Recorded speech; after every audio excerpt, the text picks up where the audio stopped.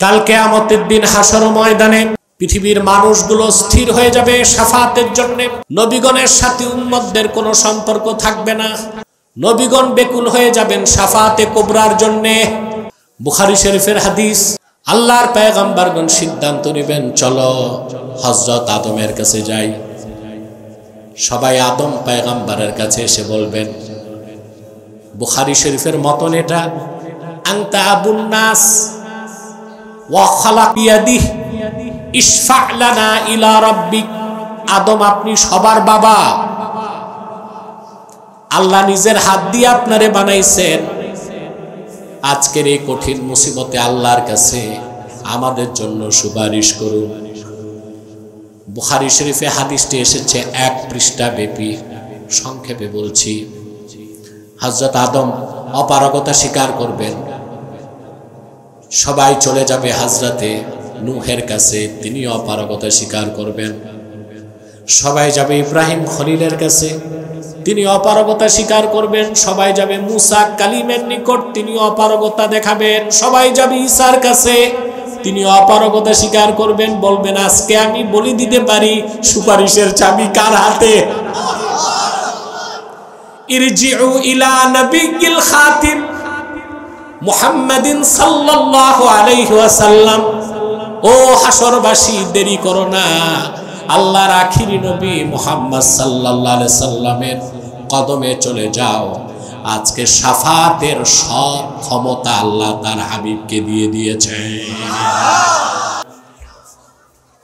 মুহাম্মাদুন রাসূলুল্লাহ সাল্লাল্লাহু আলাইহি ওয়াসাল্লাম খাতামাল্লাহু বিহিন নবুওয়া ওয়া হাকামান লা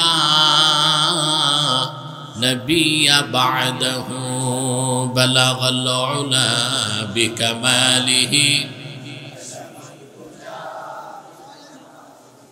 হাসনাত জামিআ খিসালিহি।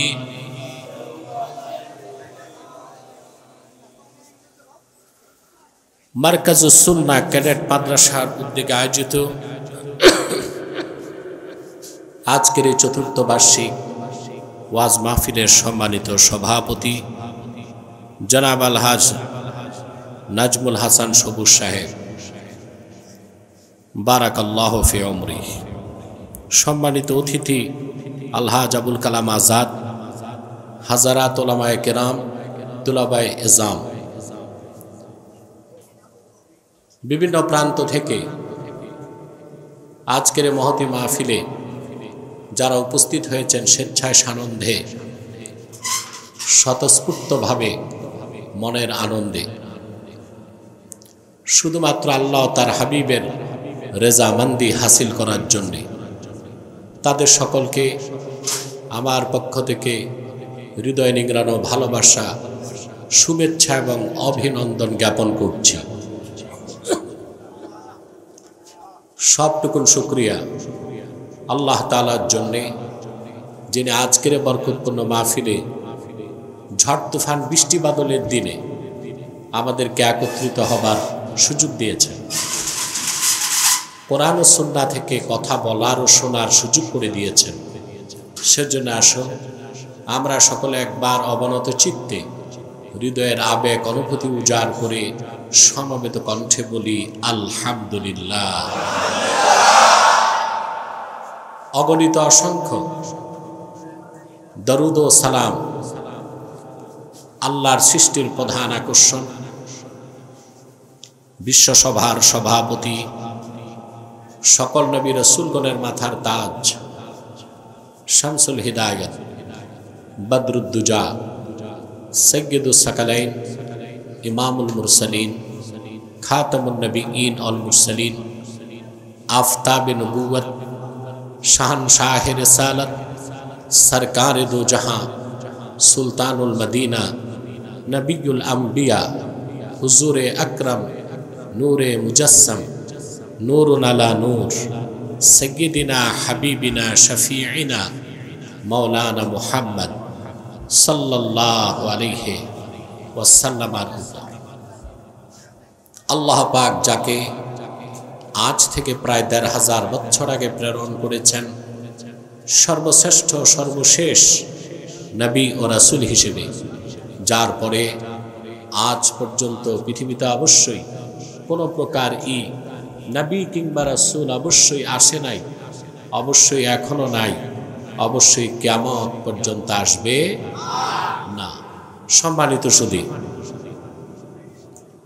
বৃষ্টি বাদলের দিনে মাহফিল করছেন আপনারা, আল্লাহ সুযোগ করে দিচ্ছেন।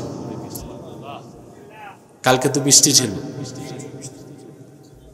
আজকে আল্লাহ সুযোগ দিয়েছেন, বলি আলহামদুলিল্লাহ।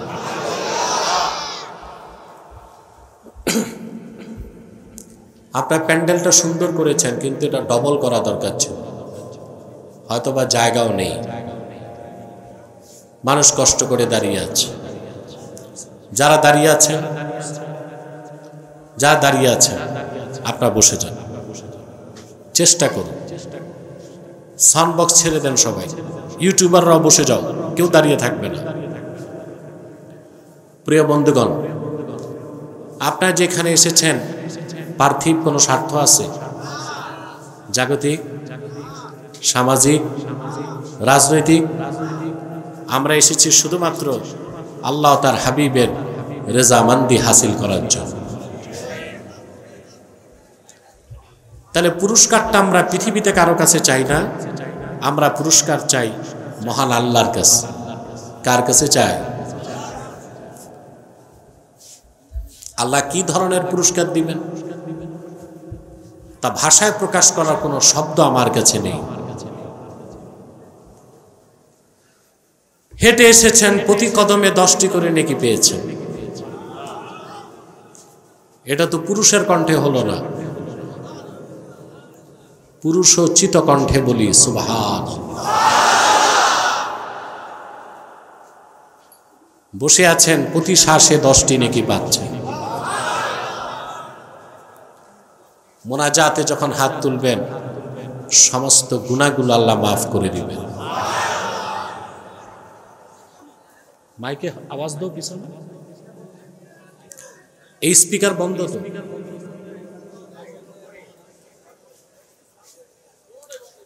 সম্মানিত সুধী, পিছনে হরেনে আওয়াজ লাগবে, স্পিকারে আওয়াজ লাগবে। সম্মানিত সুধী, আওয়াজ তো আছে, এগুলো ডিব্বায় বন্ধ রাখছে।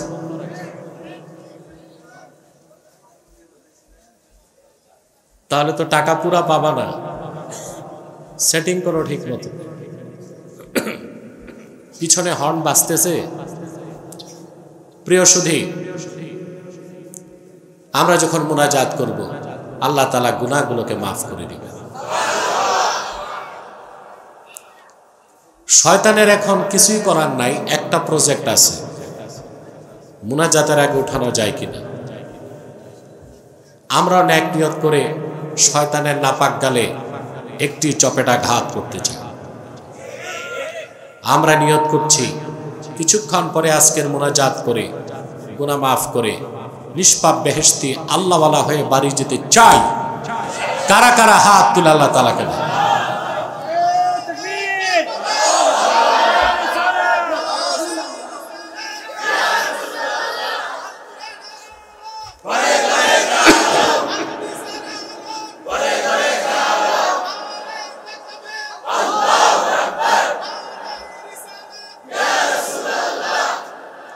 আল্লাহ কবুল করুন। বন্ধুগণ, সূরা আল মায়েদা থেকে আমি একটি আয়াত তেলাওয়াত করেছি। বলুন তো কোন সূরা? 55 নম্বর আয়াত। আমরা এই আয়াতকে কেন্দ্র করে কিছু কথা শুনব। আসুন আমার সঙ্গে আপনারা তিলাওয়াত করুন, যেন প্রতিটি শব্দের প্রতিটি অক্ষরের নূরকে আল্লাহ তাআলা আমাদের সিনায় বিকশিত করে দেন। বলেন আল্লাহুম্মা আমিন। আউযু বিল্লাহি মিনাশ শাইতানির রাজীম। বিসমিল্লাহির রাহমানির রাহিম।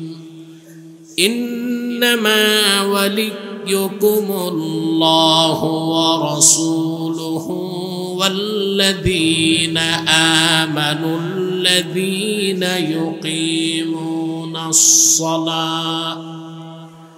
ইউকিমুনাস সালাতা ওয়া ইউতুনাজ যাকাতা ওয়া হুম রাকিউন।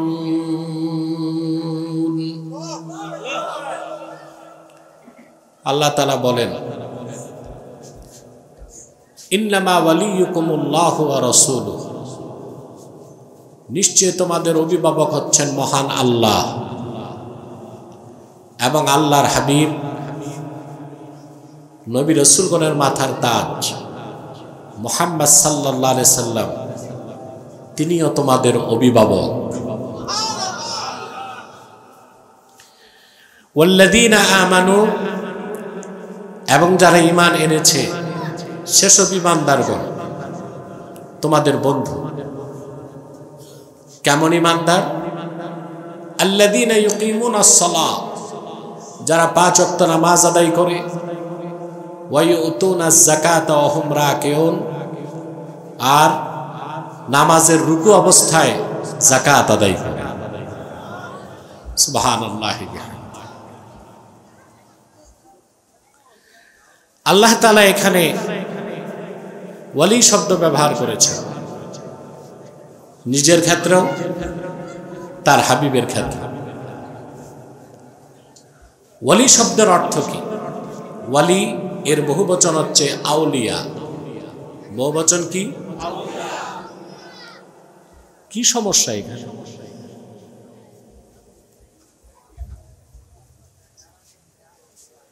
ওয়ালি শব্দের বহুবচন হচ্ছে আউলিয়া। আল্লাহ সুবহানাহু ওয়া তাআলা ওয়ালি শব্দ থেকে কোরআন কারীমে 3টি অর্থ নিয়েছেন। কয়টি?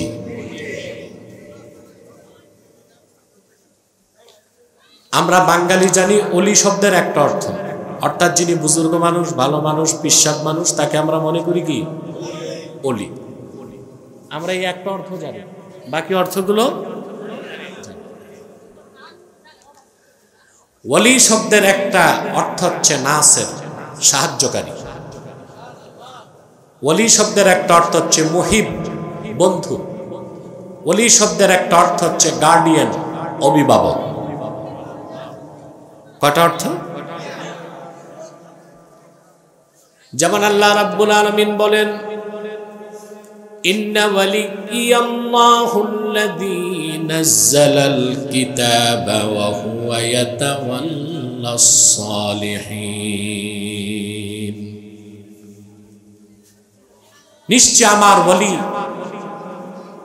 আমার আল্লাহ, যিনি কোরআন নাজিল করেছেন আর আপন নেককার বান্দাদেরকে পৃষ্ঠপোষকতা করেন।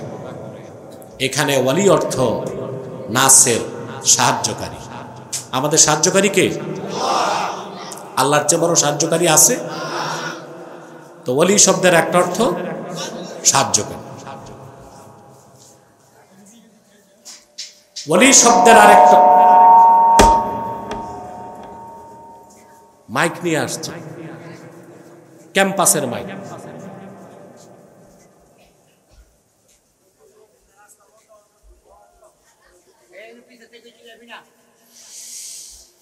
আল্লাহ।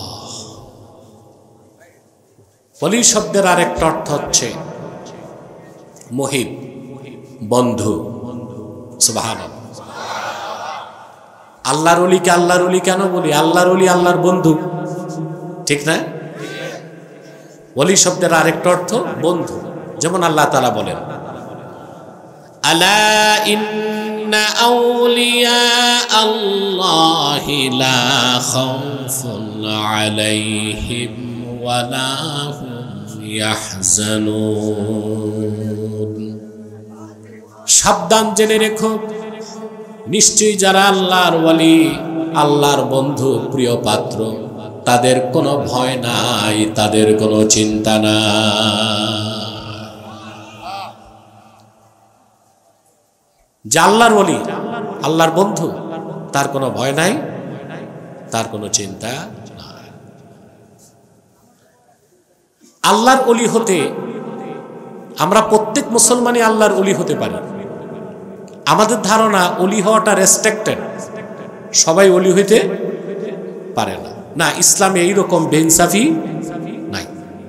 বেইনসাফি আমাদের ধারণা ওলি হতে হলে মুরিদ লাগবে, খানকা লাগবে, দরবার লাগবে। আমরা তাই বুঝি না। বিষয়টা কি এরকম? ইসলামের প্রতিটি কাজকর্ম ইনসাফ এবং ন্যায়পরায়ণতার মানদণ্ডে উত্তীর্ণ, বলেন সুবহানাল্লাহ। এমন কোনো রেস্ট্রিকশন নাই যে আল্লাহর ওলি হতে উচ্চ বংশ লাগবে, কয়েক লক্ষ মুরিদ লাগবে, বিশাল খানকা লাগবে, এরকম কিছু। প্রত্যেক মুসলমান চেষ্টা করলে আল্লাহর ওলি হইতে পারে। আপনার খুশি হলেন না? প্রত্যেক মুসলমান চেষ্টা করলে আল্লাহর ওলি হইতে। আল্লাহর ওলি কে? আল্লাহ নিজেই বলে দিয়েছেন, আল্লাযীনা আমানু ওয়া কানু ইয়াত্তাকুন। মুহাম্মদ সাল্লাল্লাহু আলাইহি ওয়াসাল্লামের প্রত্যেক সেই উম্মত যারা ঈমান এনেছে আর তাকওয়া অর্জন করেছে, তারা প্রত্যেকেই আল্লাহর ওলি হয়ে গেছে, বলেন সুবহানাল্লাহ। ওলি হইতে বংশ লাগে, খানকা, মুরিদ, টাকা, সুবহানাল্লাহ। চেয়ারম্যান হইতে, মেম্বার হইতে পয়সা লাগে, লাগে না? এমপি হইতে আরো বেশি। ওইটা তো অনেক কিছু লাগে, টাকা লাগে, পয়সা লাগে, মিডিয়া লাগে, পিস্তল লাগে, দুর্মুজ বাহিনী, অনেক কিছু লাগে। আমার দৃষ্টিতে মুসলমানের জন্য সবচেয়ে সহজ হচ্ছে আল্লাহর ওলি হয়ে যাওয়া, যদি তার ঈমানটা ঠিক থাকে, তাকওয়া ধারণ করতে পারে, বলেন সুবহানাল্লাহ।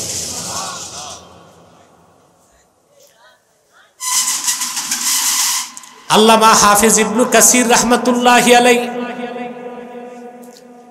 তাফসীরুল কুরআনিল আযীমের মধ্যে লিখেছেন, মান কানা মুমিনান তাকিয়া কানা লিল্লাহি ওয়ালিয়া।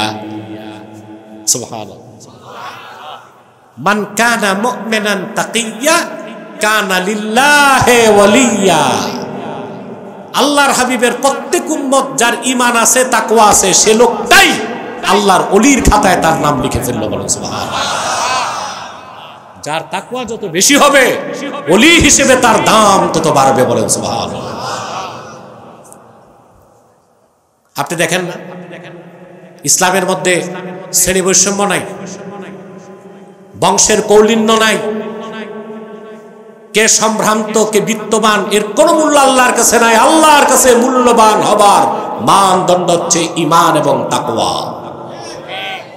ঈমান এবং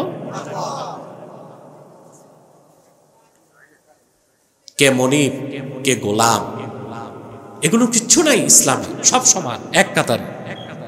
সব কি এক কাতারে। বুখারী শরীফে একটা হাদিস এসেছে, বিশিষ্ট তাবী মারুর তিনি বর্ণনা করেন, লাকিতু আবা যাররিন বিররাবাযা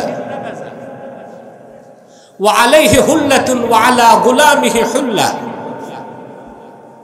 মারুর বলেন, আমি রাবাজা নামক জায়গায়, রাবাজা হচ্ছে মদিনাতুল মুনাওয়ারা থেকে একটু দূরে একটা আরবের জায়গা, সেখানে আমার সাক্ষাৎ হলো রাসূলুল্লাহ সাল্লাল্লাহু আলাইহি সাল্লামের জলিলুল কদর সাহাবী আবু যর গিফারির সাথে। এখন আমি দেখলাম আবু যর গিফারির শরীরে যেই রকম পোশাক, ওই একই কোয়ালিটির একই রঙের পোশাক তার গোলামের শরীরে। সুবহানাল্লাহ বলবেন। সামনে সব মানুষ না, পিছেও কিছু আছে? হ্যাঁ, প্রজেক্টর আছে নাকি? এমনিতেই দাঁড়ায় আছে, তো আওয়াজ না করলেই তো ভালো হয়। কিন্তু আমার মনে হয় পিছনে একটা প্রজেক্টর রাখা দরকার ছিল, যেহেতু সামনে জায়গা নাই, পিছনে প্রজেক্টর হলে খুব ভালো হতো। সামনে এগুলো খেয়াল রাখতে হবে ইনশাআল্লাহ। আমাদের তো ধৈর্য আছে, চিন্তা করেন, মারুর বলেন আমি দেখলাম রাসূলুল্লাহর সাহাবী আবু যর গেফারি শরীরে যেই রঙের যেই কোয়ালিটির পোশাক, একই রকম পোশাক তার গোলামের শরীরে। আমি তো অবাক হয়ে গেলাম, যেই রকম পোশাক গোলামের শরীরে একই রকম পোশাক, এইটা কেন? আবু যর গেফারিকে জিজ্ঞেস করলাম, ভাই কারণটা কি? ভাই তো না, সাহাবী, হুজুর কারণটা কি? আবু যর গেফারি রাদিয়াল্লাহু তাআলা আনহু তখন বললেন, ইন্নী সাবাবতু রাজুলান ফাআইয়ারতুহু বিউম্মিহি, আমি রাসূলুল্লাহর আরেকজন সাহাবীকে খোঁটা দিয়েছিলাম। কি দিয়েছিলাম? গালি দিয়েছিলাম। গালিটা কোনো অশ্লীল গালি না, আমি তার মাকে নিয়ে খোঁটা দিছি। এটা আবার হাদিসের ব্যাখ্যা আসছে হযরত বেলালকে। হযরত বেলাল কালো ছিলেন। আবু যর গেফারি একদিন হযরত বেলালকে বলেছেন, ইয়া ইবনা সাউদা, ইয়া ইবনা সাউদা, হে কালো মহিলার ছেলে। বাস এতটুকুই গালি, কোনো খারাপ কথা না। রাসূলুল্লাহ সাল্লাল্লাহু আলাইহি ওয়াসাল্লাম এই কথা শুনে আমাকে ধমক দিয়ে বললেন, আবু যর, ইন্নাকা ইমরুন ফিকা জাহিলিয়া আইয়ারতাহু বিউম্মিহি। বেলাল, তুমি তো মুসলমান, ঈমান আনছো, কিন্তু জাহিলি যুগের খাসলত তো তোমার মধ্যে রয়ে গেছে, তুমি তার মাকে নিয়ে তারে খোঁটা দিলা। সুবহানাল্লাহ বলবেন। আল্লাহর হাবিব বললেন, ইখওয়ানুকুম খাওয়ালুকুম জাআলাহুমুল্লাহু তাহতা আইদিকুম, তোমাদের দাস দাসী, তোমাদের গোলাম, তোমাদের অধীনস্থ চাকর বাকররা তোমাদের ভাই। আহারে সুবহানাল্লাহ বলবেন। তোমাদের দাস দাসী, দাসী বান্দি, চাকর বাকর, অধীনস্থ কর্মচারীরা তোমাদের অধীনস্থরা তোমাদের ভাই। ফামান কানা আখুহু তাহতা ইয়াদিহি ফালিয়ুতইমহু মিম্মা ইয়াকুল ওয়ালিয়ুলবিসহু মিম্মা ইয়ালবাস। তোমাদের মধ্যে যদি কারো অধীনস্থ কেউ থাকে, চাকর হোক, দাস হোক, দাসী হোক, গোলাম হোক, তাহলে তোমাদের মধ্যে মনিব যা খাবে তাই যেন তারে খাওয়ায়, মনিব যা পরবে তাই যেন তারে পরিধান করায়। বলেন সুবহানাল্লাহ। সেজন্য আমার শরীরে যেই রকম পোশাক, আমার গোলামের শরীরেও সেই রকম পোশাক। ইসলামের শ্রেণী বৈষম্য আছে?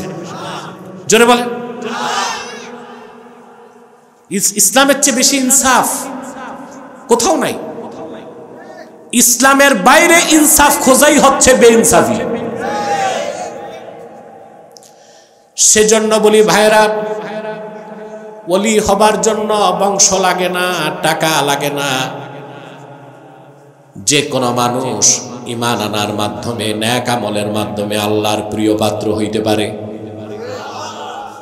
ইসলাম ছাড়া অন্য যত মানব রচিত, মিথ্যাশ্রিত, কল্পিত, সংস্কৃতি নির্ভর ধর্ম আছে পৃথিবীতে, ওগুলোতে দেখেন ব্রাহ্মণের ছেলেই ব্রাহ্মণ হতে পারে,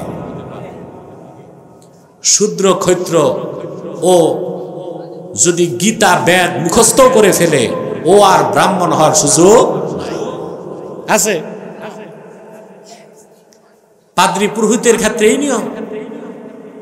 ইসলাম এখানে মানবতার ঝান্ডাকে সমুন্নত করেছে। হযরত বেলাল রাদিয়াল্লাহু তাআলা আবিসিনিয়ার কৃতদাস, ১৫০০ বছর আগে তার বাজার মূল্য ছিল মাত্র ৬ দিরহাম। ঈমান আর তাকওয়ার বলে হযরত বেলালের মর্যাদা কোথায় চলে গেছে? সহিহ আল বুখারীতে এসেছে, হযরতে ওমর রাদিয়াল্লাহু তাআলা আনহুর মতো মানুষ একদিন বললেন, আবু বকরিন সাইয়্যিদুনা ফাআতাকা সাইয়্যিদানা। হযরত ওমরের মতো মানুষ বলেছেন, আমাদের একজন নেতার নাম আবু বকর, আর তিনি আজাদ করেছেন আরেকজন নেতা, তার নাম বেলাল। কুরাইশ বংশের শ্রেষ্ঠ সন্তানদের একজন, অর্ধেক পৃথিবীর শাসক, ধুলার তখতে বসে যিনি সারা দুনিয়া শাসন করলেন, হযরত ওমর খলিফাতুল মুসলিমিন, হযরত বেলালের মতো একজন আবিসিনিয়ার কাফরি গোলামকে নেতা বলে স্বীকৃতি দিলেন। এটা ছিল ঈমান আর তাকওয়ার বৈশিষ্ট্য। বলেন সুবহানাল্লাহ। মোট কথা আমরা প্রত্যেকে আল্লাহর ওলি হইতে পারি। এর জন্য মুরিদ, খানকা, বংশ চেষ্টা করব। ওলি শব্দের কয়টা অর্থ? একটা অর্থ সাহায্য করে, আরেকটা অর্থ বন্ধু। ওলি শব্দের তৃতীয় অর্থ হচ্ছে অভিভাবক। সুবহানাল্লাহ। যেমন আল্লাহ তাআলা বলেন, আল্লাহু ওয়ালিয়ুল্লাযীনা আমানু ইউখরিজুহুম মিনাজ যুলুমাতি ইলান নূর। আল্লাহ রাব্বুল আলামিন হচ্ছেন মুমিনদের ওলি, অভিভাবক। সুবহানাল্লাহ। তিনি মুমিনদেরকে, ঈমানদারদেরকে অন্ধকার সমূহের ভিতর থেকে একটি মাত্র নূর, একটি মাত্র আলো ইসলামের দিকে টেনে আনে। আমরা মোটামুটি ওলি শব্দের কয়টা অর্থ পেলাম? ওলি শব্দের অর্থ সাহায্যকারী, ওলি শব্দের অর্থ হচ্ছে বন্ধু, ওলি শব্দের অর্থ হচ্ছে অভিভাবক। এখন এখানে আল্লাহ তাআলা ওলি শব্দ ব্যবহার করছেন নিজের ক্ষেত্র, তার হাবিবের ক্ষেত্রে, আবার উম্মতের মুমিনদের ক্ষেত্রে। অর্থ কোথায় কি হবে? আমার কথা বুঝতেছেন নিশ্চয়ই।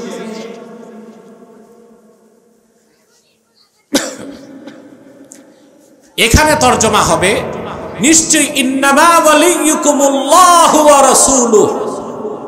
মুসলমানেরা নিশ্চয়ই তোমাদের ওয়ালি, অভিভাবক হচ্ছেন আল্লাহ, তোমাদের অভিভাবক হচ্ছেন মুহাম্মদ সাল্লাল্লাহু আলাইহি ওয়াসাল্লাম।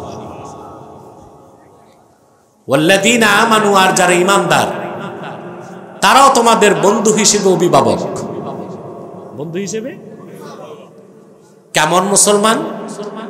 আল্লাযীনা ইউকিমুনাস সালাহ, যারা নামাজ আদায় করে, ওয়া ইউতুনাজ যাকাতা ওয়া হুম রাকিউন, আর নামাজে থেকে যাকাত দিয়ে দেয়।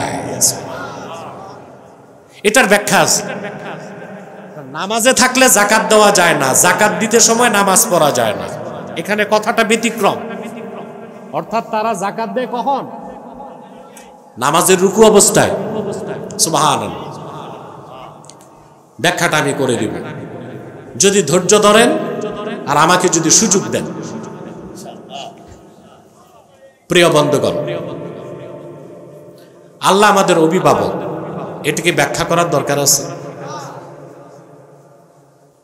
তিনি আমাদের স্রষ্টা, তিনি লালন পালন করেন, তিনি নিয়ন্ত্রণ করেন, তিনি মৃত্যু দেন, তিনি জান্নাত দিবেন, তিনি জাহান্নাম দিবেন।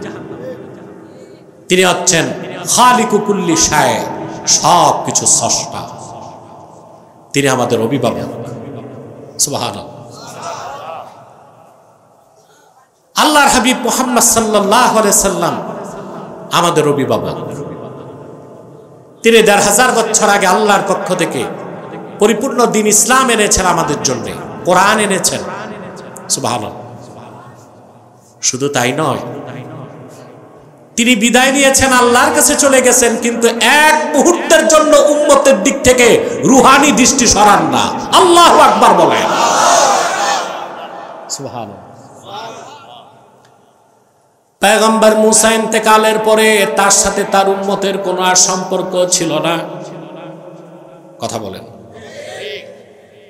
দাউদ পয়গম্বর ইন্তেকালের পরে উম্মতের সাথে আর কোনো সম্পর্ক ছিল না। ঈসা নবী আকাশে ওঠার পর বনি ইসরায়েলের সাথে তার কোনো সম্পর্ক ছিল না। কিন্তু আল্লাহর আখির নবী মুহাম্মদ সাল্লাল্লাহু আলাইহি ওয়াসাল্লাম, তিনি ১৫০০ বছর আগে আমাদেরকে ইয়াতীম করে মহান মালিক আল্লাহর কাছে চলে গিয়েছেন, কিন্তু এক মুহূর্তের জন্য উম্মতের দিক থেকে অভিভাবকত্বের নজরকে সরান নাই। সুবহানাল্লাহ। প্রত্যেক ঈমানদার তাকওয়াবানের দিকে রাসূল করিম সাল্লাল্লাহু আলাইহি সাল্লামের রূহানি দৃষ্টি থাকে। তিনি এমন অভিভাবক। মুআজ বিন জাবাল রাদিয়াল্লাহু তাআলা তিনি মদিনা মুনাওয়ারা থেকে রাসূলুল্লাহ সাল্লাল্লাহু আলাইহি ওয়াসাল্লামের কাছ থেকে বিদায় নিয়ে ইয়ামান যাচ্ছেন। কোথায়? আল্লাহর হাবিব সাল্লাল্লাহু আলাইহি ওয়াসাল্লাম বিদায় বেলা তাকে কিছু দূর আগায় দিলেন। এটা রাসূলুল্লাহর সুন্নাত। শেষ মুহূর্তে আল্লাহর হাবিব তাকে বললেন, হতে পারে আগামী বছর মদিনা মুনাওয়ারায় ফিরে তুমি আমার সাক্ষাৎ নাও পেতে পারো। রাসূলুল্লাহর আশেক সাহাবী মুআজ বিন জাবালের অন্তরে আগুন জ্বলে উঠল। আয় আল্লাহর হাবিব, আপনার কদমের সামনে না বসলে এক মুহূর্ত যেখানে ভালো লাগে না, আমাকে আপনি ইয়ামান পাঠাচ্ছেন, আপনার নির্দেশ মাথা পেতে নিয়েছি। যদি আগামী বছর মদিনা মুনাওয়ারায় ফিরে আপনার সাক্ষাৎ না পাই, এটা তো আমি বরদাস্ত করতে পারবো না, আমাকে দূরে পাঠাচ্ছেন কেন? আল্লাহর হাবিব বললেন, মুআজ মনে রেখো, ইন্না আওলান নাসে বিয়াল মুত্তাকুন, আমার উম্মতের প্রত্যেক ইমানদার তাকওয়াবান মুত্তাকি আমার রহমতের নজরের কাছেই থাকে, যত দূরে চলে যায়। আল্লাহু আকবার। ইন্না আওলান নাসি বিয়াল মুত্তাকুন, আমার উম্মতের মধ্যে যে ইমানদার তাকওয়াবান মুত্তাকি, সে যেখানেই থাক আমার রহমতের নজরের কাছেই থাকে। মান কানু হাইসু কানু, তারা যেই হোক যেখানেই থাক। সুবহানাল্লাহ বলবেন না? রাসূলুল্লাহ সাল্লাল্লাহু আলাইহি ওয়াসাল্লাম কি রকম অভিভাবক। সাহাবায়ে কেরামকে আল্লাহর হাবিব বলেছেন, সাহাবীরা, আমি দুনিয়া থেকে চলে গেলে তোমরা নিরাশ হয়ো না, দুঃখ করো না, শোক করো না। তুরাজু আলাইয়া আমালুকুম, তোমাদের সমস্ত আমলগুলোকে আমি রাসূলকে দেখানো হবে। ফামা রাআইতু মিন খাইরিন ফাহামিদতুল্লাহ আলাইহি ওয়া মা রাআইতু মিন শাররিন ফাস্তাগফারতুল্লাহ লাকুম, আমি যখন দেখব তোমরা নেক আমল করছো, আমি আল্লাহর প্রশংসা আদায় করব। আর যখন দেখব তোমরা গুনার কাজ করছো, আমি রাসূল আল্লাহর কাছে তোমাদের জন্য ক্ষমা চাইব। আদম থেকে ঈসা পর্যন্ত নবীগণ বিদায় নিলেন, উম্মতের কোনো খোঁজ খবর আর নাই। আছে? কথা বলেন, আছে? কিন্তু আল্লাহর আখিরি নবী নূর নবীজি মুহাম্মদ মুস্তাফা সাল্লাল্লাহু আলাইহি ওয়াসাল্লাম ১৫০০ বছর আগে বিদায় নিয়েছেন। হায়াতুন নবী হিসেবে জান্নাতুল ফেরদাউস রওজা মুবারকে বিশ্রাম নিয়েছেন। এক মুহূর্তের জন্য আপনি ইমানদার উম্মতকে ভুলেন না। এখনো আল্লাহর হাবিব উম্মতের গুনাহ মাফের জন্য আল্লাহর কাছে রোনা জারি করে। সুবহানাল্লাহ। ওয়াফাউল ওয়াফা বিআখবারি দারিল মুস্তাফা সাল্লাল্লাহু আলাইহি ওয়াসাল্লাম, এটা একটা প্রসিদ্ধ কিতাব, সৌদি আরবের মারওয়া থেকে প্রকাশ হয়। ওয়াফাউল ওয়াফা বিআখবারি দারিল মুস্তাফা সাল্লাল্লাহু আলাইহি ওয়াসাল্লাম, এই কিতাবের মধ্যে এসেছে পূর্ব জামানায় একজন বড় বুজুর্গ ছিলেন, তার নাম ছিল আবুল খায়ের আক্তা। কি নাম? মুজতাহিদ, মুহাদ্দিস, মুতাসাউফিফ, আরেফ, টপ ক্লাসের ওলি, মুজতাহিদ, মুহাদ্দিস এবং মুফাসসির। তিনি হজ করতে গেছেন। হজ করতে যে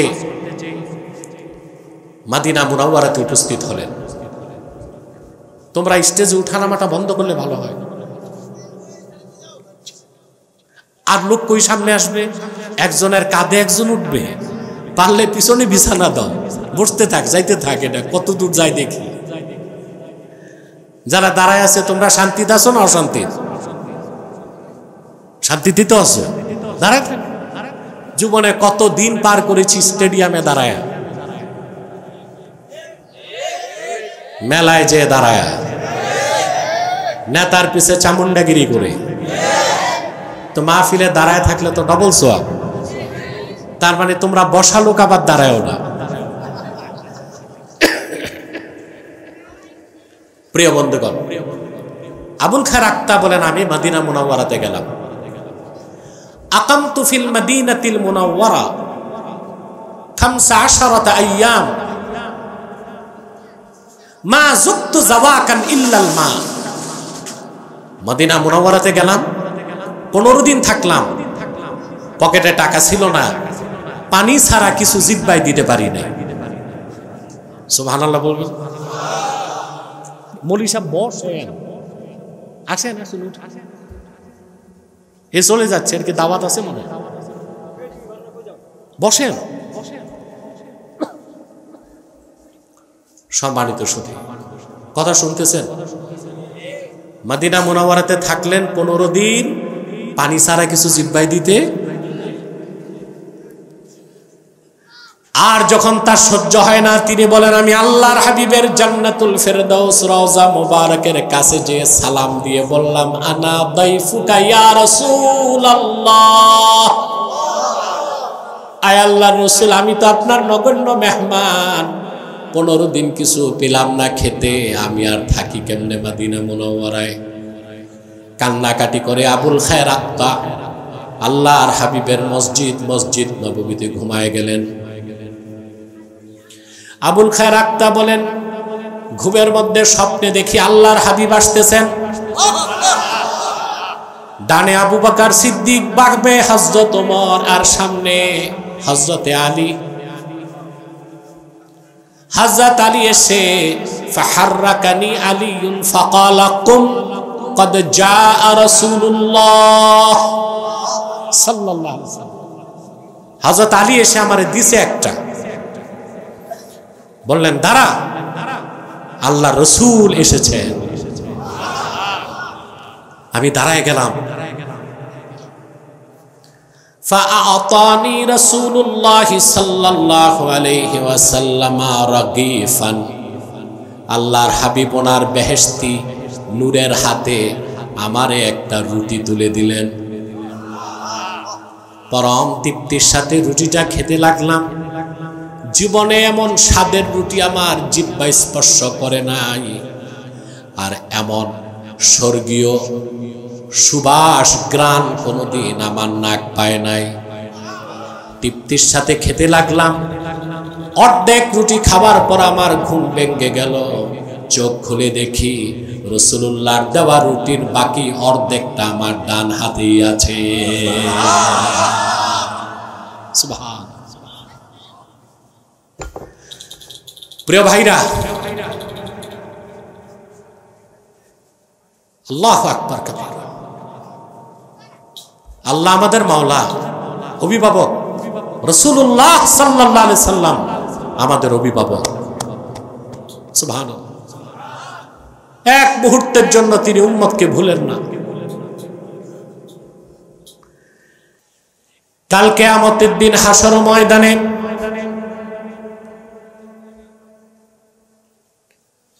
পৃথিবীর মানুষগুলো স্থির হয়ে যাবে শাফাতের জন্য। নবীগণের সাথে উম্মতদের কোনো সম্পর্ক থাকবে না। নবীগণ বেকুল হয়ে যাবেন শাফাতে কুবরার জন্য। বুখারী শরীফের হাদিস। আল্লাহর পয়গম্বরগণ সিদ্ধান্ত নেবেন, চলো হযরত আদমের কাছে যাই। সবাই আদম পয়গম্বরের কাছে এসে বলবেন, বুখারী শরীফের মতন এটা, আনতা আবুন নাস ওয়া খালাক বিয়াদিহি ইশফা লানা ইলা রাব্বিক। আদম, আপনি সবার বাবা, আল্লাহ নিজের হাত দিয়ে আপনারে বানাইছেন। আজকের এই কঠিন মুসিবতে আল্লাহর কাছে আমাদের জন্য সুপারিশ করুন। বুখারী শরীফে হাদিসটি এসেছে 1 পৃষ্ঠা ব্যাপী। সংক্ষেপে বলছি, হযরত আদম অপারগতা স্বীকার করবেন। সবাই চলে যাবে হযরতে নূহের কাছে, তিনিও অপারগতা স্বীকার করবেন। সবাই যাবে ইব্রাহিম খলিলের কাছে, তিনি অপারগতা স্বীকার করবেন। সবাই যাবে মুসা কালিমের নিকট, তিনি অপারগতা দেখাবেন। সবাই যাবে ঈসার কাছে, তিনি অপারগতা স্বীকার করবেন, বলবেন আজকে আমি বলি দিতে পারি সুপারিশের চাবি কার হাতে।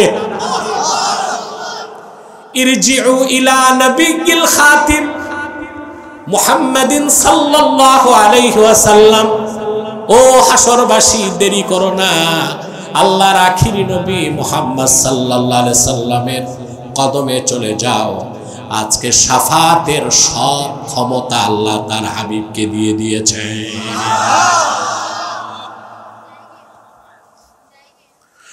লোকেরা সব দৌড়িয়ে আসবে। প্রিয় ভাইরা আমার, আজকে সাধারণ মানুষের জন্য দুঃখ লাগে, তার চেয়ে বেশি দুঃখ লাগে কিছু বক্তা তক্তা, কিছু স্কলার ভণ্ড আলেমের জন্য, যারা ওয়াজ করতে যে আল্লাহ তার রাসূলের মর্যাদার কথাটা খেয়াল রাখতে পারে না।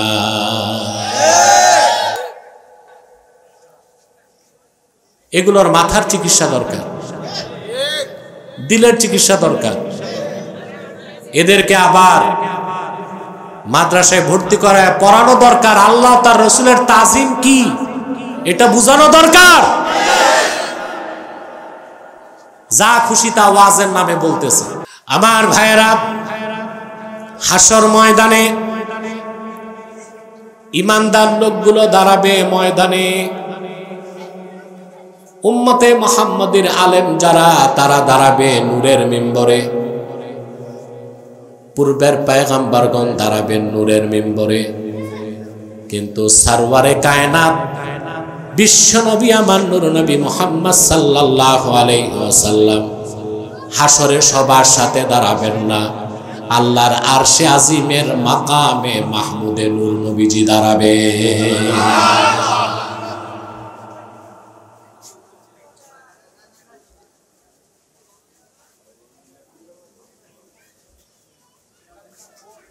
সমস্ত পয়গম্বরগণ আরশে আজিমের কাছে যে দেখবেন আল্লাহর আরশে আজিমে মাকামে মাহমুদে আল্লাহর হাবিব আল্লাহকে সাজদা করতেছেন আর দোয়া করতেছেন, ইয়া রাব্বি হাবলি উম্মতি, আল্লাহ তুমি আমার উম্মতকে মাফ করো। সুবহানাল্লাহ বলবেন। আদম থেকে ঈসা কোন একজন পয়গম্বর উম্মতের কথা খেয়াল করবেন না। রাসূলুল্লাহ কেমন অভিভাবক এখনো আমাদের ভুলেন নাই, হাসরেও ভুলবেন না। সুবহানাল্লাহ। উম্মতের জন্য দোয়া করবেন। আল্লাহ রাব্বুল আলামিন ডাক দিবেন তার হাবিবকে, ইয়া মুহাম্মদ সাল্লাল্লাহু আলাইহি ওয়াসাল্লাম ইরফা রাসাক ফাসাল তুতা ওয়াশফা তুশাফা। প্রিয় হাবিব মুহাম্মদ সাল্লাল্লাহু আলাইহি ওয়াসাল্লাম, আপনার নূরের মাথাটা উঠান, আমার কাছে চান, যা চাইবেন তাই নগদ দেওয়া হবে। সুপারিশ করুন, যা যা সুপারিশ করবেন আমি আল্লাহ বিনা প্রশ্নে তা মঞ্জুর করে নিব। রাসূলুল্লাহ সাল্লাল্লাহু আলাইহি ওয়াসাল্লাম প্রথম করবেন শাফাআতে কুবরা, বড় শাফাআত। এই শাফাআত আদম থেকে ঈসা পর্যন্ত লক্ষাধিক নবীও রাসূলুল্লাহর এই বড় শাফাআতের উপকার পাবেন।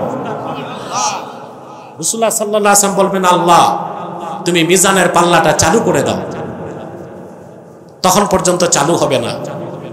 মিকাইলকে আল্লাহ ডেকে বলবেন, মিকাইল আমার হাবিব বলেছেন পাল্লা চালু করো। আল্লাহর হাবিব বলবেন, আল্লাহ হিসাব নিকাশ তো শুরু হয় নাই, হিসাব নিকাশের পরে জাহান্নামের দরজা খোলা হোক। আগ থেকে খোলা থাকবে, ভয়তে সব অস্থির, হিসাব দিবে কখন। আল্লাহ মালিক ফেরেশতাকে ডেকে বলবেন, মালিক আমার হাবিব বলছেন তো জাহান্নামের দরজাগুলো বন্ধ করে দাও, হিসাব নিকাশের পর খুলবে। সুবহানাল্লাহ। সেজন্য ভাইরা, ইন্নামা ওয়ালিয়ুকুমুল্লাহু ওয়া রাসূলুহু, আমরা যারা ঈমানদার আমাদের অভিভাবক আল্লাহ, আমাদের অভিভাবক আল্লাহর হাবিব নূর নবীজি মুহাম্মদ সাল্লাল্লাহু আলাইহি ওয়াসাল্লাম। যিনি ১৫০০ বছর আগে আল্লাহর পক্ষ থেকে পরিপূর্ণ দ্বীন ইসলাম এনেছেন, পূর্ণাঙ্গ কোরআন এনেছেন, আমরা যার উম্মত হতে পেরে গর্বিত হয়ে আছি।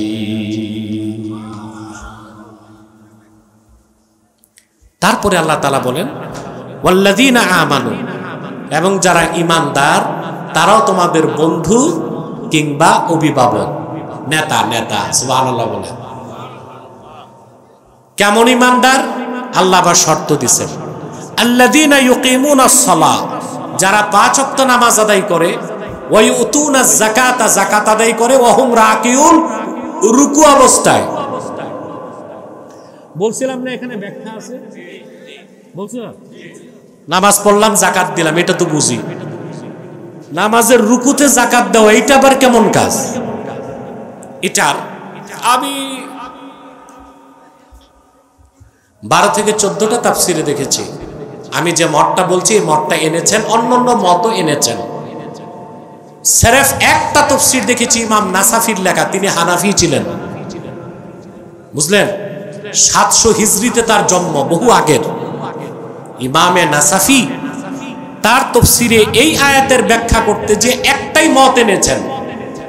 অন্যান্য তাফসিরে ভিন্ন ভিন্ন মত এসেছে, কিন্তু নাসাফিতে একটাই মত এসেছে। আমি আপনাদের তা শোনাচ্ছি।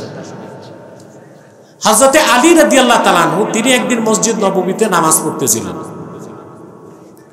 এমন সময় এক ভিক্ষুক এসে বলতেছে, আতিনি লিল্লাহি শাইআ, আল্লাহর রাস্তে আমারে কিছু ভিক্ষা দেন। ভিক্ষুকদের অভ্যাস হচ্ছে এরা কিন্তু সময় বুঝে না। সময় বুঝে? এখন দেখেন না আমাদের দেশে ভিক্ষুকরা লাশবাহী গাড়িতে যেও, অ্যাম্বুলেন্সে, এখনকার ভিক্ষুকদের আবার দর বেড়ে গেছে, 10 টাকা নেয় না, কমসে কম 50 টাকা। ঠিক না? যাই হোক, তবে আমার একটা জিনিস খারাপ লাগে, বাংলাদেশে গুলশান বনানীতে কিছু অ্যারিস্টোক্রেট এরিয়া আছে যেখানে সিটি কর্পোরেশন লিখে দিছে ভিক্ষুক মুক্ত এলাকা। মানে ভিক্ষুকরা ওই এলাকায় যেতে, এটা কি বৈষম্য না? কথা বলেন। ভিক্ষুক তো এই দেশের মানুষ, ক্যান্টনমেন্টে ঢুকতে পারবে না, সংসদে ঢুকতে পারবে না, গুলশান বনানীতেও যাবে না, এটা কেমন কথা? ভিক্ষুক মুক্ত এলাকা না লেখে বরং প্রত্যেক ভিক্ষুককে পুনর্বাসনের মাধ্যমে চাকরি বাকরির ব্যবস্থা করো, এইটা সরকারের কাজ। ভিক্ষুক মুক্ত এলাকা ঘোষণা করা কোনো মানবিক সরকারের কাজ। যত মানবতা আর উদারতা আমরা দেখাই সব খাতায় কলমে, বাস্তবে এটা আমরা যে ভিক্ষুক এটা বললাম, এটা হওয়া উচিত না। ভিক্ষুকরা যেখানে খুশি সেখানে। আপনি কি মনে করছেন ভিক্ষুক শুধু বাংলাদেশে? আরে এইখানে কারা ভাই, তোমরা একটু দেখো না।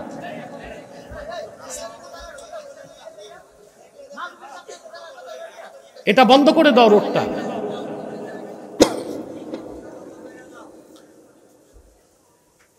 আপনারা কি মনে করছেন ভিক্ষুক শুধু বাংলাদেশে?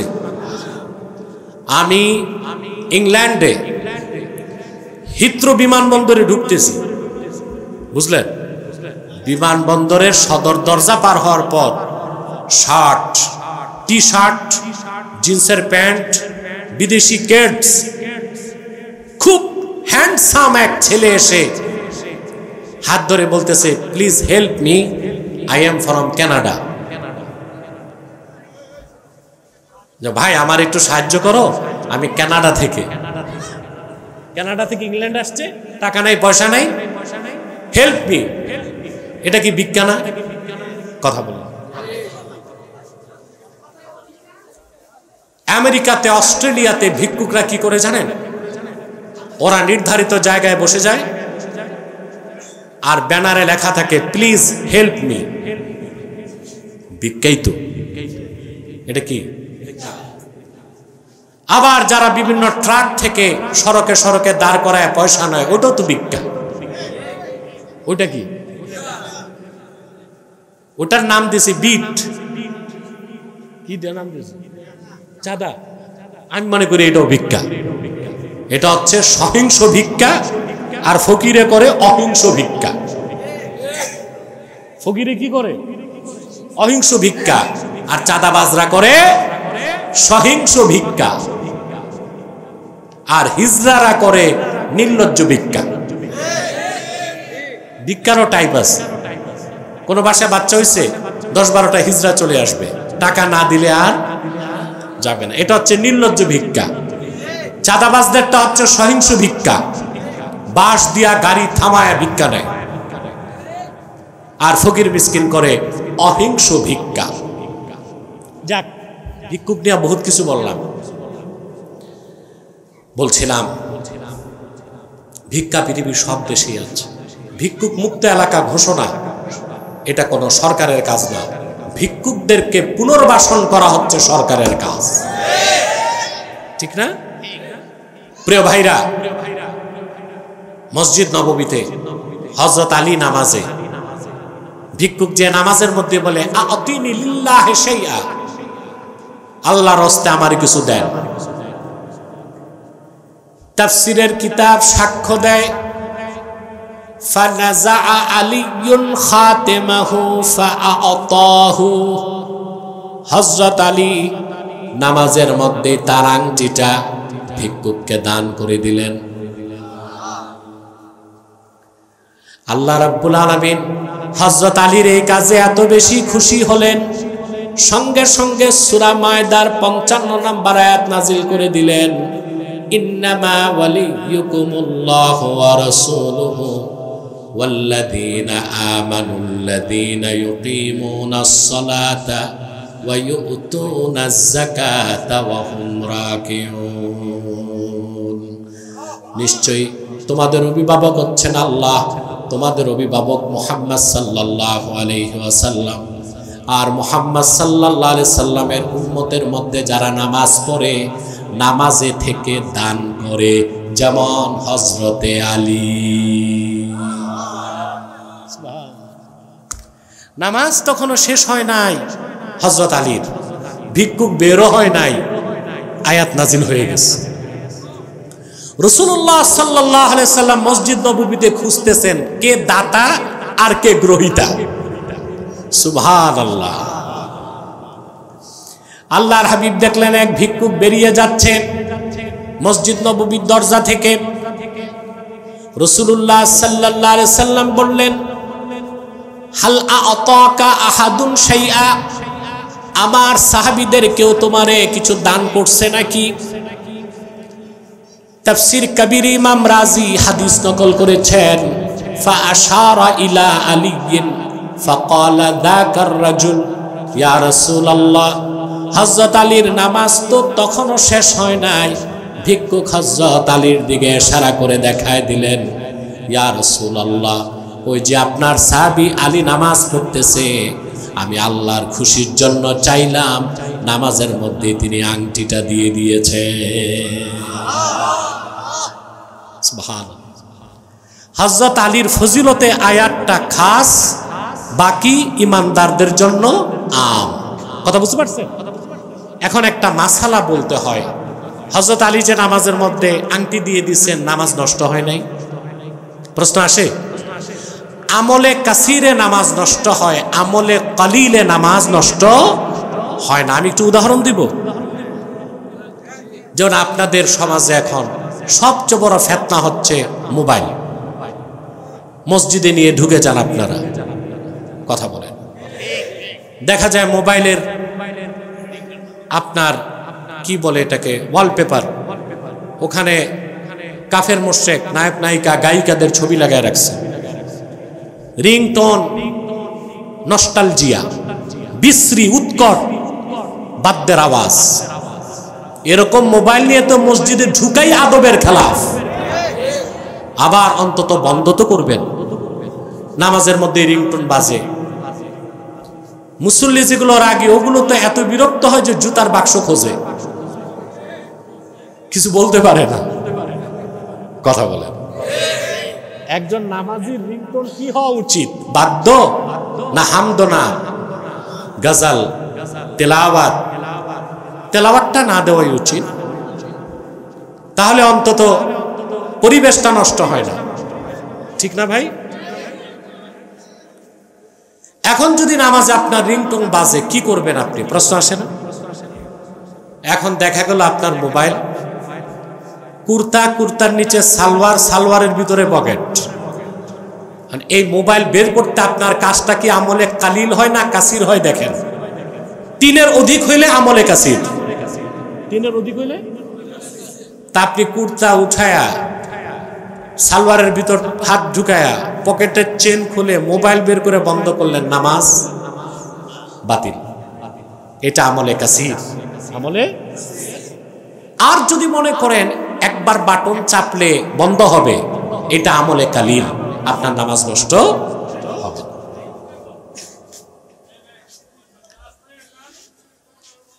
প্রিয় বন্ধুগণ, তাহলে হযরত আলী রাদিয়াল্লাহু তাআলা আনহু কোন রিওয়ায়াতে এসেছে তিনি নিজেও খোলেন নাই, হাতটা তুলে ধরছেন, ভিক্ষুক খুলে নিয়ে নিচ্ছেন। সুবহানাল্লাহ।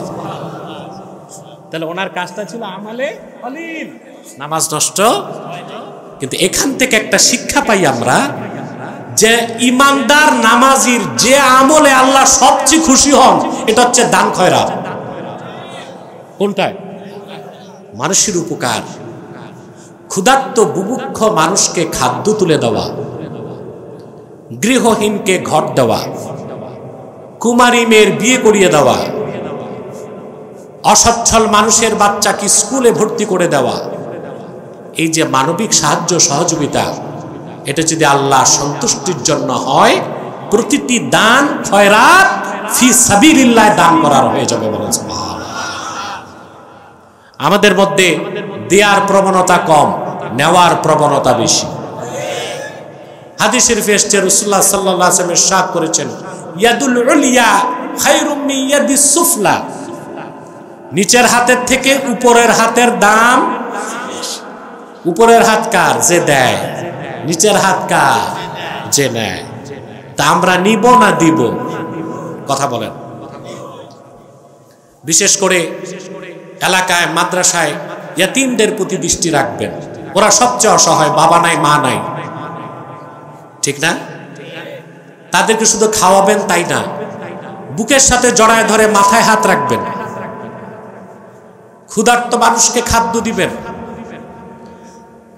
এক সাহাবী এসে আল্লাহর হাবিবের কাছে শিকায়েত করলেন, ইয়া রাসূলুল্লাহ, ইয়া হাবিবাল্লাহ, আমার মনটা খুব শক্ত, নরম হয় না।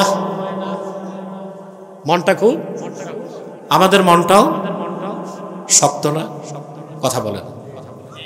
আপনারা দেখেন না, কালেকশনের বক্তা এসে 1 ঘন্টা বয়ান করার আগ পর্যন্ত কারো মনই গলে না। কত শক্ত আমাদের মনটা। 1 ঘন্টা বয়ান করে কি জন্য? কালেকশনের জন্য, মনটা গলানোর জন্য। মন কত শক্ত আমাদের। সাহাবী এসে রাসূলুল্লাহ সাল্লাল্লাহু আলাইহি ওয়াসাল্লামের কাছে বললেন, আমার মনটা খুব শক্ত, নরম করতে চাই। আল্লাহর হাবিব কি সবক দিলেন, কান পেতে শুনবেন। আল্লাহর হাবিব সাহাবীকে বললেন, ইমসাহ রাসাল ইয়াতীম ওয়া আতইমিল মিসকিন। তুমি এতিমদের মাথায় হাত রাখবে আর অভাবগ্রস্ত মানুষকে খাওয়াবে। তার মানে যে ব্যক্তি এতিমের মাথায় আদরে সোহাগে হাত রাখে, অভাবগ্রস্ত মানুষকে পানাহার করায়, আল্লাহ তার মনের মধ্যে রহমতের দরিয়া বানায় দেয়। তার মন গলে যায়, মন নরম থাকে। যার মন নরম সে সব সময় আখিরাতমুখী হয়, আর যার মন শক্ত ও সব সময় দুনিয়ামুখী হয়। ঠিক কিনা বলেন? তাহলে আমরা মানুষকে দান খয়রাত করবো না ইনশাল্লাহ? হযরত আলী নামাজে শুধু আংটিটা দিয়ে দিচ্ছেন, আল্লাহ কত খুশি হয়ে গেছেন। হযরত আলীকে উম্মতে মুসলিমার অভিভাবকের মর্যাদা আল্লাহ দান করে দিয়েছে। এখন হযরত আলী অভিভাবক হইছে কিভাবে, এটার ব্যাখ্যা না জানলে তো আগাগোড়া কিছুই বুঝবেন না। পৃথিবীতে হক তরিকা আছে 127টা। কয়টা? 127টার মধ্যে 100র অধিক তরিকা পৌঁছেছে মাওলা আলী পর্যন্ত। সুবহানাল্লাহ। 100র উপর তরিকা পৌঁছেছে হযরত আলী রাদিয়াল্লাহু তাআলা আনহু পর্যন্ত। বাকি কিছু তরিকা পৌঁছেছে সিদ্দিকে আকবর পর্যন্ত। সুবহানাল্লাহি বিহামদি। এর থেকেই বোঝা যায় ইলমে মারিফতের দৃষ্টিকোণ থেকে গোটা উম্মতে মুসলিমার অভিভাবকের মর্যাদা আল্লাহ হযরত আলীকে দান করে দিয়েছেন। অবশ্যই সর্বশ্রেষ্ঠ সাহাবী হযরত আবু বকর, তারপর হযরত ওমর, তারপরে হযরত ওসমান, তারপরে হযরত আলী। হযরত আলীর এই ফজিলতটা হচ্ছে জুজই, আর আবু বকর, ওমর, ওসমান তাদের ফজিলতটা ছিল কুল্লি। এটা ভিন্ন বিষয়, এগুলো ক্লাসে বা দার্সের আলোচনা, মাহফিলে যতটুকু দরকার আমি ততটুকু করে দিলাম। তা আমরা যে সবকটা নিলাম, দুইটা সবক নিতে হবে। একটা সবক, আমরা যারা ইমানদার 5 ওয়াক্ত নামাজ পড়ব, খুব বেশি বেশি দান খয়রাত করব, পারবো না ইনশাআল্লাহ? মানুষকে খাওয়াবো। আমরা খাওয়াই, মেয়ের বিয়েতে ছেলের খতনায়, তবে গরিব মানুষ আর দাওয়াত পায় না। দাওয়াত পায় এলাকার সর্দার, মোড়ল, ধনী মানুষ, বিত্তবান, তেলের মাথায় তেল দেয়। মেয়ের বিয়েতে 1000 লোক দাওয়াত করছে, কিন্তু প্রতিবেশী তার ভাই গরিব রিক্সা চালায়, ওর দাওয়াত নাই, ঠিক না? ছেলের খতনায় শ্বশুর বাড়ির 14 গোষ্ঠী আসছে, আপন ভাইয়ের দাওয়াত নাই। মুসলমান মুসলমানকে পানাহার করাবে আল্লাহর সন্তুষ্টির জন্য। ইন্নামা নুতইমুকুম লিওয়াজহিল্লাহি লা নুরিদু মিনকুম জাযাআও ওয়ালা শুকুরা।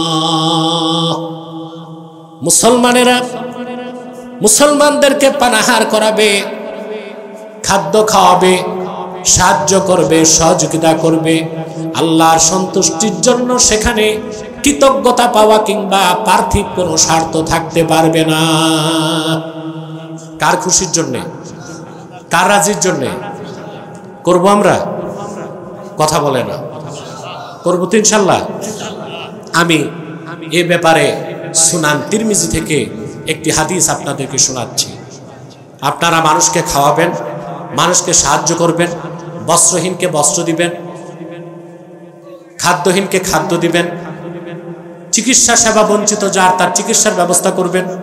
আমরা প্রতিটি মুসলমান যদি আরেক মুসলমানের প্রতি দৃষ্টিটা রাখি, তা আমাদের দেশে এনজিও খ্রিস্টান মিশনারিদের ছাতার ভিক্ষা দিয়া খ্রিস্টান বানাবার চক্রান্ত ভণ্ডুল হয়ে যাবে ইনশাআল্লাহ। অভাবগ্রস্ত মানুষ ঋণ পায় না, সুদে টাকা পায়। মানুষকে ঋণ দেওয়াও অনেক সওয়াব, অনেক সওয়াব না? আপনি ঋণ খুঁজবেন, কেউ দিবে না। সুদে চান, 10 লাখ দিয়ে দিবে, ঠিক না? এটাকে আপনি উপকার করলেন না ব্যবসা করলেন? কিসের ব্যবসা?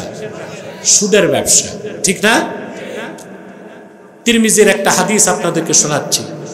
একজন মুমিন আরেকজন মুমিনকে সাহায্য করলে আল্লাহ কত খুশি হন, একটা দৃষ্টান্ত আমি সুনান তিরমিজি থেকে আপনাদেরকে দিচ্ছি। রাসূলুল্লাহ সাল্লাল্লাহু আলাইহি ওয়াসাল্লামের একজন সাহাবী মদিনাতুল মুনাওয়ারাতে 3 দিন রোজা রাখলেন, কিন্তু তিনি ইফতার করার, সাহরি করার কিছু পান নাই। 3 দিনই রোজা রাখলেন, পানি খেয়ে রোজা রাখলেন, পানি খেয়ে সাহরি করলেন।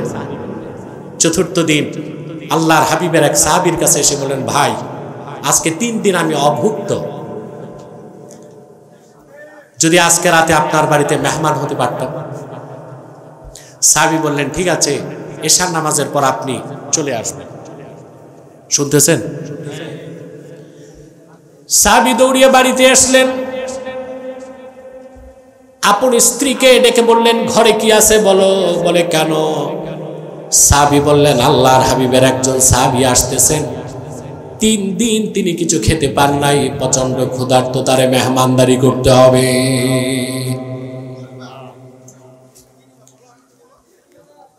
স্ত্রী জবাব দিলেন,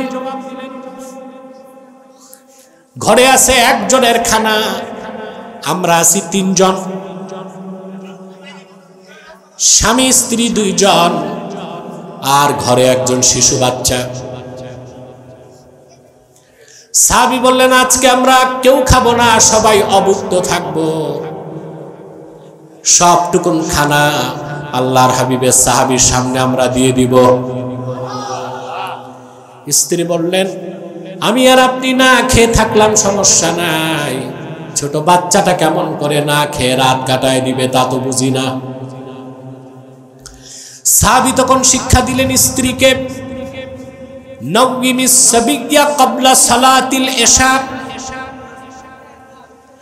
এশার নামাজের আগেই ছোট বাচ্চাটারে তুমি ঘুম পাড়ায় দাও, ঘুমে ঘুমে তার রাত কেটে যাবে, খাবারের দরকার হবে না।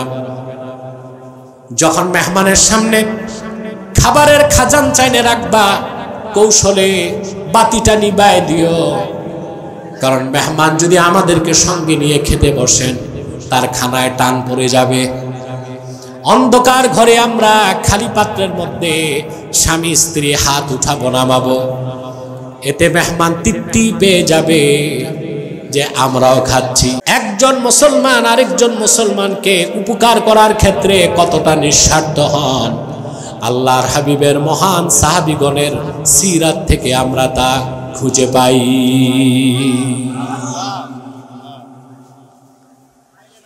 মানুষের চলাচলের পথটা ছাড়েন, আপনারা ছেড়ে দেন। মানুষ যে পথে হাঁটবে ওইটা ছেড়ে দেন। যারা আছেন পিছনে চলে যান, কিংবা প্যান্ডেলের স্টেজের পিছনে যান। মানুষের চলতে তো কষ্ট দেওয়া যায় না, অসুস্থ মানুষও তো থাকতে পারে না। প্রিয় ভাইরা শুনতেছেন, আর কয়েক মিনিট ইনশাআল্লাহ। কথা যথেষ্ট হয়ে গেছে, আপনাদেরও কষ্ট হচ্ছে, আমিও আর আপনাদের কষ্ট দিতে চাচ্ছি না। সাহাবী এশার নামাজের পর আসলেন, বাচ্চাটাকে ঘুম পাড়ায় দেওয়া হলো, ঘরের সবটুকুন খাবার রাসূলুল্লাহ সাল্লাল্লাহু আলাইহি ওয়াসাল্লামের সাহাবীর সামনে এনে রেখে দেওয়া হলো। তৃপ্তির সাথে সাহাবী খেলেন, তৃপ্তির ঢেকুর তুলে বাড়ি চলে গেলেন। ঘরের শিশুটা না খেয়ে রাত কাটায় দিল। স্বামী স্ত্রী পানি দিয়া সাহরি করে ঘুমায় গেলেন। মসজিদ নববীতে ফজরের আজান হয়ে গেল। সাহাবী উঠে দৌড়িয়ে নামাজ পড়তে গেলেন মসজিদ নববীতে। আল্লাহর হাবিব সাল্লাল্লাহু আলাইহি ওয়াসাল্লাম ফজর নামাজের পর সাহাবীর দিকে ঘুরে বসলেন আর বললেন, গত রাতে তুমি আর তোমার স্ত্রী এমন কি আমল করেছ, আল্লাহ রাব্বুল আলামিন মহা খুশি হয়ে গেছে। সাহাবী বলেন, ইয়া রাসূলুল্লাহ, ইয়া হাবিবাল্লাহ, তেমন কোনো বড় আমল করতে পারি নাই। আপনার একজন সাহাবী 3 দিন কিছু খায় নাই, রোজাদার সাহাবী। আমার ঘরে যা ছিল না খেয়ে সবটুকুন খাদ্য তার হাতে তুলে দিয়েছি, এর চেয়ে বেশি কিছু করি নাই। আল্লাহর হাবিব বললেন, এতটুকুন কাজে আল্লাহ কত খুশি জানো? আল্লাহ কোরআনে আয়াত নাজিল করে দিয়েছেন, ওয়ায়ুসিরুনা আলা আনফুসিহিম ওয়ালাউ কানা বিহিম খাসাসা।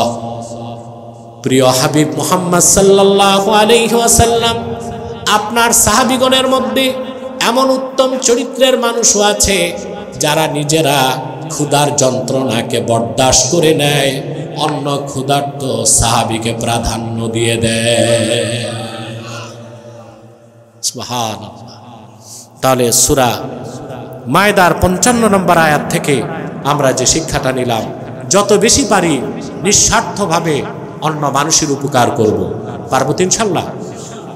শুধু খাওয়ালেই উপকার হয় না, কোনো মানুষকে সৎ পরামর্শ দেওয়াও তার উপকার। কোনো মানুষ পথ খুঁজে পাচ্ছে না, তাকে আপনি তার ডেস্টিনেশন কি বলে দিলেন, এটাও তাকে উপকার করা। সুবহানাল্লাহ। এমন কি কোনো মুমিনের সাথে মুচকি হাসি দিয়ে কথা বলাটাও সাদাকা, বলেন সুবহানাল্লাহ।